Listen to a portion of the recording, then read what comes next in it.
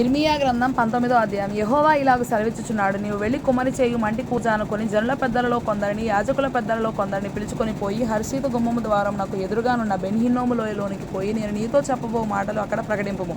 నీవిట్లనము, యూదారాజులారా, యెరూషలేము నివాసులారా, యెహోవా మాట వినుడి. సైన్యములకు అధిపతియు ఇశ్రాయేలు దేవుడు నాకు యెహోవా ఇలాగు సెలవిచ్చుచున్నాడు, ఆలకించుడి.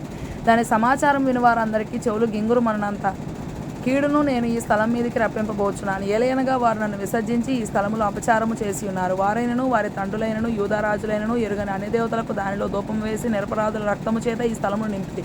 నేను విధింపనిదియు సెలవీయనిదియు నా మనసునకు తోచనిదియు నైన ఆచారమును ఆచరించిరి. తమ కుమారులను దహన బలులుగా కాల్చుటకై బయలునకు బలిపీఠములను కట్టిరి. ఇందును బట్టి యెహోవా సెలవిచ్చు మాట ఏదనగా, రాబో దినములలో ఈ స్థలము హత్యలోయ అనబడును గాని తోఫెతు అని అయినను బెన్హిన్నోము లోయ అని అయినను పేరు వాడబడదు. తమ శత్రువుల ఎదుట ఖడ్గము చేతను తమ ప్రాణములను తీయ వెదకువారి చేతను వారిని కూలజేసి ఆకాశ పక్షులకును భూజంతువులకును ఆహారముగా వారి కళేబరములను ఇచ్చి ఈ స్థలంలోనే యూదా వారి ఆలోచనను యెరూషలేము వారి ఆలోచనను నేను వ్యర్థము చేసేదను. ఆ మార్గమున పోవు ప్రతివాడును ఆశ్చర్యపడి దానికి కలిగిన ఇడుమలన్నిటినీ చూచి అపహాస్యము చేయనంతగా ఈ పట్టణమును పాడుగాను అపహాస్యాస్పదముగాను నేను చేసేదను. వారు తమ కుమారుల మాంసమును తమ కుమార్తెల మాంసమును తినట్లు చేసేదను.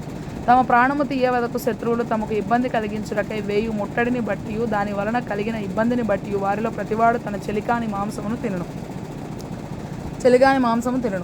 ఈ మాటలు చెప్పిన తరువాత నీతో కూడా వచ్చిన మనుషులు చూచుండగా నీవు ఆ కూజాను పగలగొట్టి వారితో ఇలాగనవలెను, సైన్యములకు అధిపతియగు యెహోవా ఇలాగు సెలవిచ్చుచున్నాడు, మరలా బాగు చేయన అశక్యమైన కుమ్మరి పాత్రను ఒకడు పగలగొట్టునట్లు నేను ఈ జనమును ఈ పట్టణమును పగలగొట్టబోచున్నాను. తోఫెతులో పాతిపెట్టుటకు స్థలము లేకపోవునంతగా వారు అక్కడనే పాతిపెట్టబడుదురు.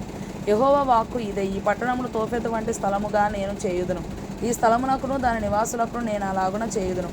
యెరూషలేము ఇండ్లను యూదారాజుల నగరులను ఆ తోఫెతు స్థలము వలనే అపవిత్రములగును. ఏ ఇండ్ల మీద జనులు ఆకాశ సమూహమును దేవతలకు ధూపం వేయుదురో లేక అన్ని దేవతలకు పానార్పణములను అర్పించుదురో ఆ ఇండ్లన్నిటికీ అలాగే జరుగును.